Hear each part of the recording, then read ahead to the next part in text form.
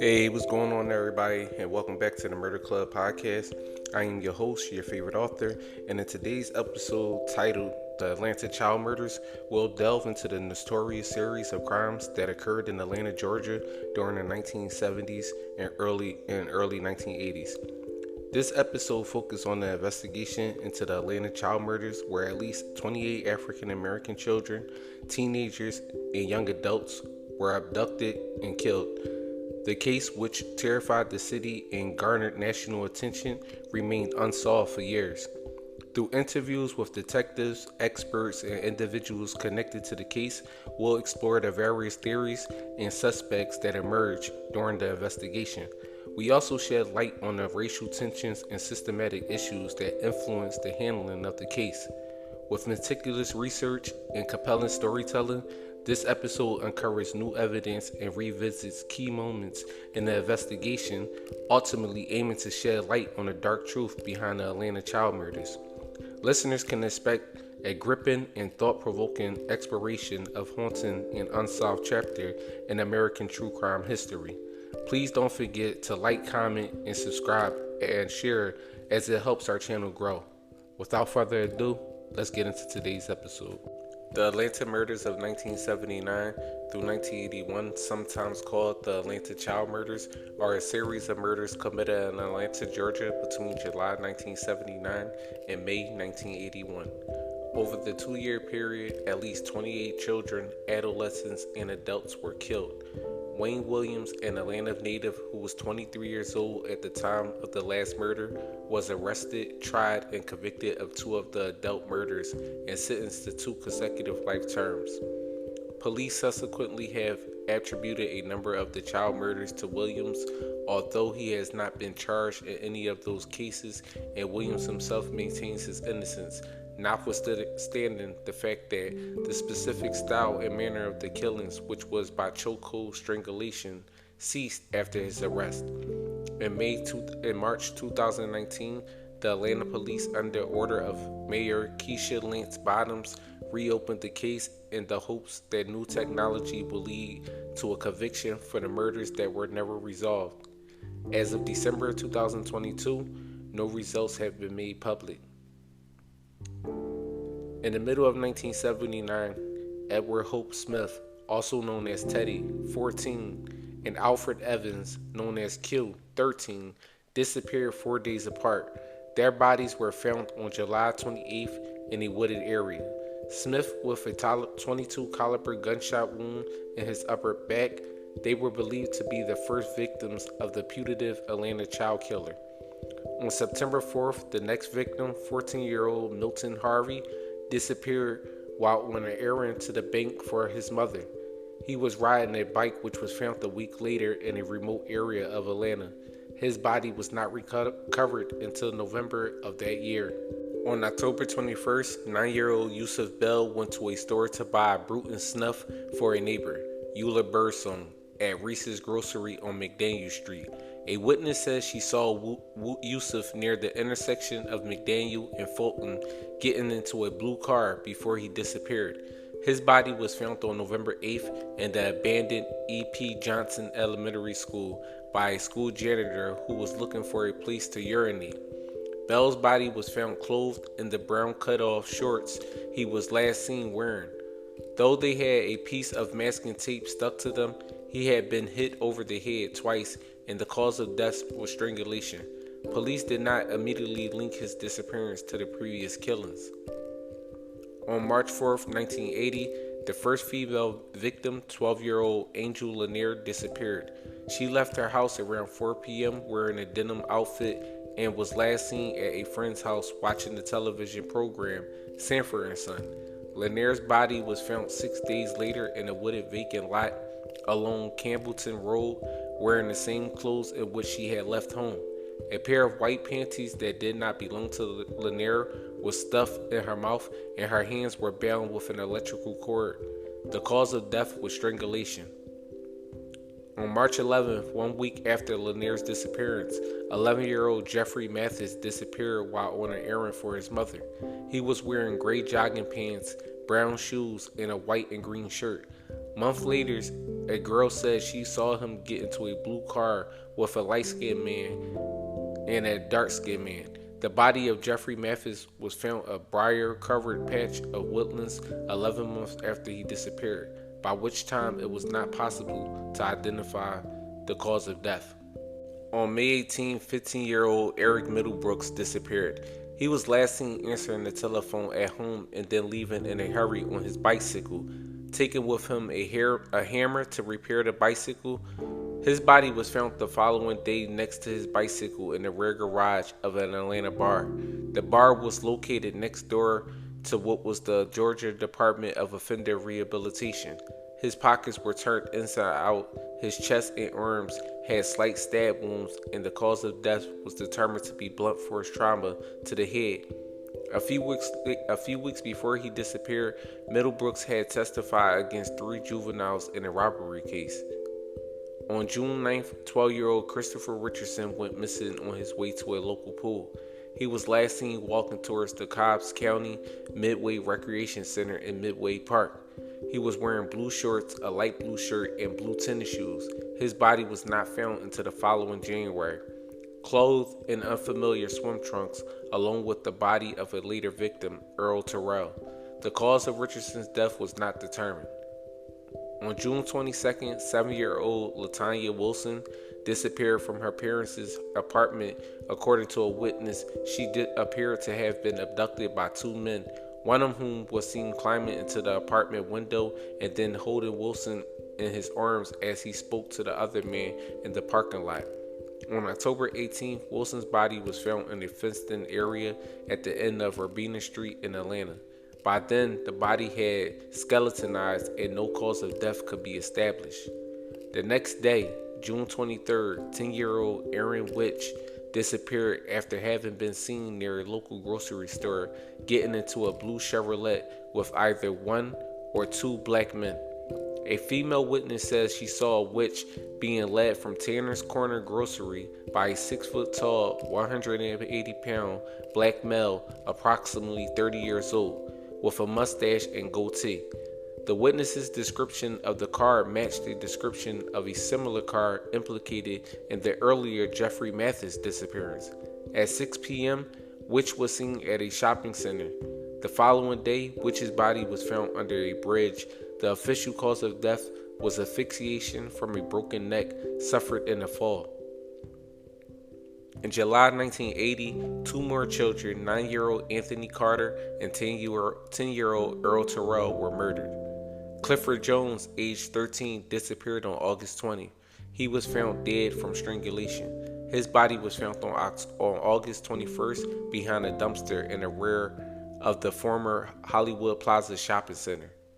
Darren Glass, aged 10, was reported missing on September 14th. His body has not been recovered.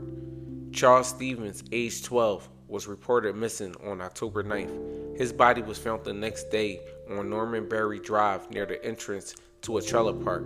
Stevens' body was missing his t-shirt and one of his shoes, but he was still wearing his dark blue pants. Police determined his cause of death was asphyxiation. Rub marks were also identified on his nose and mouth. Dog hairs and 2 Caucasian head hairs were found on the body, along with 2 pubic hairs which did not belong to Stevens or Williams, and which were found on his boxers 950 feet away. The state considered this pattern case in Williams' trial. Aaron Jackson, age 9, went missing November 1st. His body was discovered the next day strangled, lying face up on a riverbank. Patrick Roberts, age 16, knew several of the previous victims. He went missing on November 30th. His body was found December 7th in the Chattahoochee River. Police speculated that he was dropped from the bridge above. The murders continued into 1981. The first known victim in the new year was 14-year-old Luby Jeter, who disappeared on January 3rd. Jeter's body was found on February 5th. Jeter's friend, 15-year-old Terry Pugh, went missing in January. An anonymous caller told the police where to find Pugh's body. Terry lived in the same apartment as Edward, Teddy Smith, who was killed in 1979. In February and March 1981, 6 more bodies were discovered, believed to be linked to the previous homicides. Among the deceased was the body of 21-year-old Eddie Duncan, the first adult victim. In April, 20-year-old Larry Rogers, 28-year-old John Porter, and 21-year-old Jimmy Ray Payne were murdered. Porter and Payne were ex-convicts and had just recently been released from Arundel State Prison after serving time for burglary.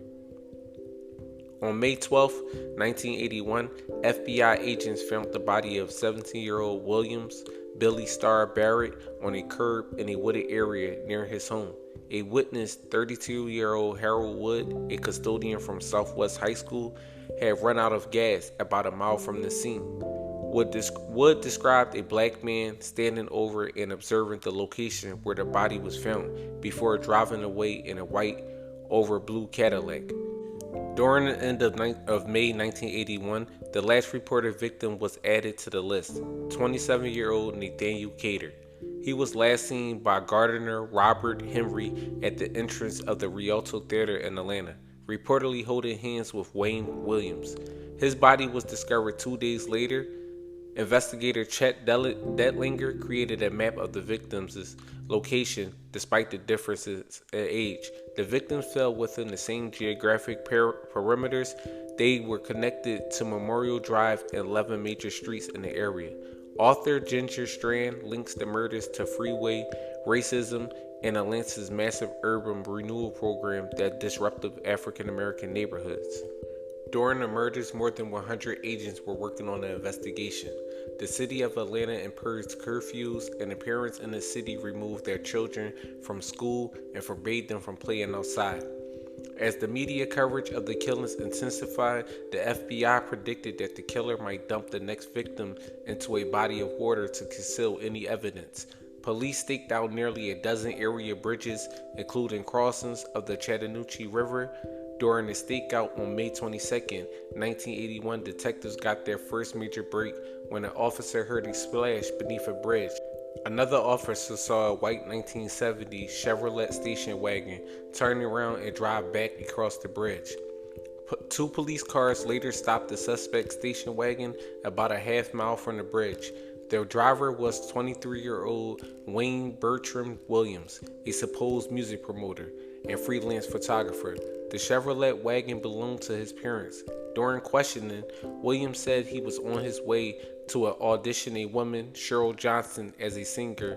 Williams claimed she lived in the nearby town of Smyrna. Police did not find any record of her or the appointment. 2 days later, on May 24th, the new body of Nathaniel Cater, 27, was found floating downriver a few miles from the bridge where police had seen the suspicious station wagon. Based on the evidence, including the police officer's hearing of the splash, police believed that Williams had killed Cater and disposed of the body while the police were nearby. Investigators who stopped Williams on the bridge noticed gloves and a 24-inch nylon cord sitting in the passenger seat. According to the investigators, the cord looked similar to ligature marks found on Cater and other victims, but the cord was never taken into evidence for analysis. Adding to a growing list of suspicious circumstances, Williams had handed out flyers in predominantly black neighborhoods calling for young people ages 11 through 21 to audition for his new singing group that he called Gemini. Williams failed an FBI-administered polygraph examination, though polygraph results are not admissible as evidence in criminal courts. Fibers from a carpet in the Williams residence were found to match those observed on 2 of the victims. Additional fibers from the Williams home vehicle and the pet dog were later matched to fibers discovered on other victims. Furthermore, witness Robert Henry claimed to have seen Williams holding hands and walking with Nathaniel Cater on the night Cater is believed to have died. On June 21, 1981, Williams was arrested. A grand jury indicted him for first-degree murder in the deaths of Nathaniel Cater and Jimmy Ray Payne, aged 22. The trial date was set for early 1982. When the news of Williams' arrest was officially released, his status as a suspect had previously been leaked to the media. FBI agent John E. Douglas stated that if it was Williams, then he was looking pretty good for a good percentage of the killings. Douglas had previously conducted an interview with People magazine about profiling the killer as a young black man. This was widely reported as the FBI effectively declaring Williams guilty, and Douglas was officially censored by the director of the FBI. Jury selection began on December 28, 1981, and lasted 6 days. 9 women and 3 men comprised the jury, among which were 8 African Americans and 4 Caucasians. The trial officially began on January 6, 1982, with Judge Clarence Cooper presiding. The most important evidence against Williams was the fibers analysis between the victims he was indicted for murdering, Jimmy Ray Payne and Nathaniel Cater, in the 12 pattern murder cases in which circumstantial evidence culminated in numerous links between the crimes. This evidence included witnesses who testified that they had seen Williams with the victims, and some witnesses suggest that he had solicited sexual favors. The prosecution presentation of the case had been criticized to the extent that in some jurisdictions it might have resulted in a mistrial. In particular, 2 separate FBI special agents testified that the chances of the victims not coming into contact with Williams was virtually impossible, based solely on the comparative rarity of the fibers which were found on the victims, which seemed to match the fibers which were found in the suspect's car and home. After reviewing the case, Georgia Supreme Court Justice George T. Smith deemed the evidence, or the lack thereof, inadmissible. On February 27, 1982, after 11 hours of deliberation, the jury found Wayne Bertram Williams guilty of 2 murders. He was sentenced to 2 consecutive life terms in Georgia's Hancock State Prison in Sparta. In a September 1986 issue of American music magazine Spin, journalists Robert Keaton and Barry Michael Cooper, the latter of whom would later find fame as a screenwriter, reported that Georgia Bureau of Investigation, who had been conducting a secret investigation into potential involvement of the Ku Klux Klan in the crimes in tandem to that the Special Task Force on Missing and Murdered Children, discovered members of the group may have been involved in the murder of victim Luby Jeter and may have been linked to the murders of 14 others. Allegedly, a family of Klan members living outside of Atlanta had hoped to ignite a race war in Atlanta and attempted to recruit others for this purpose. Charles T. Sanders, a narcotics dealer and a recruiter of the group, was said to have told a criminal informant he intended to kill Jeter several weeks before his body was found. After Jeter had backed a go-kart into his car, Sanders allegedly told the informant, "I'm going to kill that black bastard. I'm going to strangle him with my dick." Shortly thereafter, Sanders' brother Don was recorded telling another Klan member he was going out to look for another little boy. Additionally, Charles Sanders was said to have a scar matching the description given by an eyewitness who reported seeing Jeter enter the car of a white man with a jagged scar on his neck and a dog with a similar hair to that found on Jeter's and other victims' bodies. The article reported that in 1981, members of the GBI and officials in other law enforcement agencies opted to close their investigation and seal their findings. However, a handwritten transcript of a conversation between Klan members regarding Jeter's murders was sent anonymously to Lynn Whately in 1985, an attorney who was then representing Wayne Williams. At a 1991 hearing on Williams' request for a new trial, wherein he was represented by attorneys Alan Dershowitz, William Kunstler, and Bobby Lee Cook, investigators from the Atlanta and Georgia law enforcement agencies testified they had little or no knowledge of the GBI's investigation. At the same hearing, an informant for the GBI reported that in 1981, Charles Sanders had admitted to killing Jeter while Whitaker was wearing a concealed microphone. In May 2004, about 6 months after becoming the DeKalb County Police Chief in November 2003, Louis Graham reopened the investigations into the deaths of the DeKalb County victims, 10-year-old Aaron Witch, 13-year-old Curtis Walker, 9-year-old Yusuf Bell, 17-year-old William Barrett, and 11-year-old Patrick Baltazar. Graham, one of the original investigators in these cases, said he doubted that Wayne Williams, the man convicted of the 2 killings and blamed for 22 others, was guilty of all of them. On June 21, 2006, the DeKalb County Police drops its investigation of the Atlanta child murders. After resigning, Graham was replaced by the acting chief, Nick Marinelli, who said, "We dredged up what we had and nothing has panned out. So until something does or additional evidence comes our way or there is forensic feedback from existing evidence, we will continue to pursue the other cold cases that are within our reach." Criminal profiler John E. Douglas said that while he believes that Williams committed many of the murders, he does not think that he committed them all. Douglas had that he believes that law enforcement authorities have some idea of who the other killers are, cryptically adding it isn't a single offender and the truth isn't pleasant. On January 29, 2007, attorneys for the state Georgia agreed to allow DNA testing of the dog hair that was used to help convict Williams. This decision was a response to a legal filing as a part of Williams' effort to appeal his conviction and life sentences.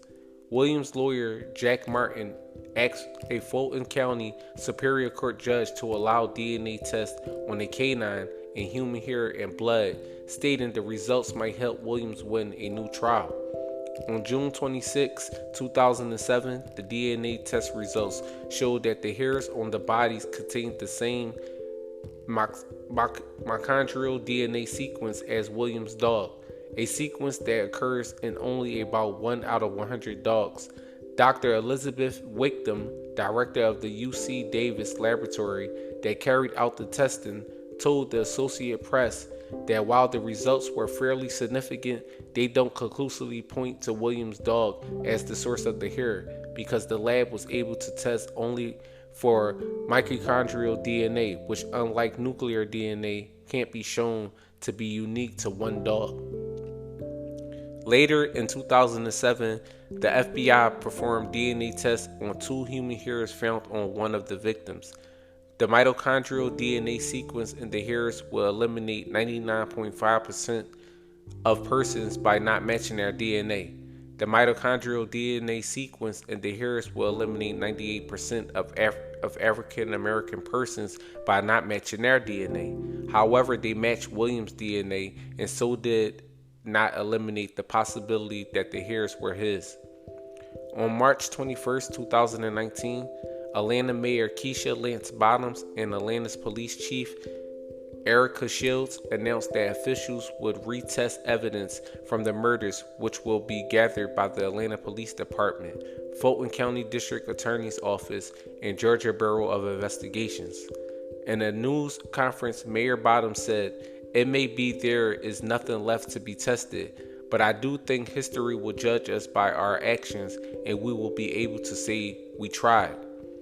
In July 2021, Bottoms announced that DNA had been identified and sampled in 2 cases that will be subjected to additional analysis by private lab. Additionally, investigators combed through 40% of the original DNA evidence and had sent that to the same private lab for testing on June 21, 2021. As of December 2022, no results have been made public despite requests from the victims' families. As of 2019, Wayne Williams continued to maintain his innocence. Thank you for joining us on the Murder Club podcast. We hope you enjoyed this week's episode and were captivated by the thrilling mysteries we explored. Remember to tune in next Sunday at 7:30 p.m. for another suspenseful journey into the world of crime and investigation. Stay tuned, stay curious, and stay safe. Goodbye, and until next time on the Murder Club podcast.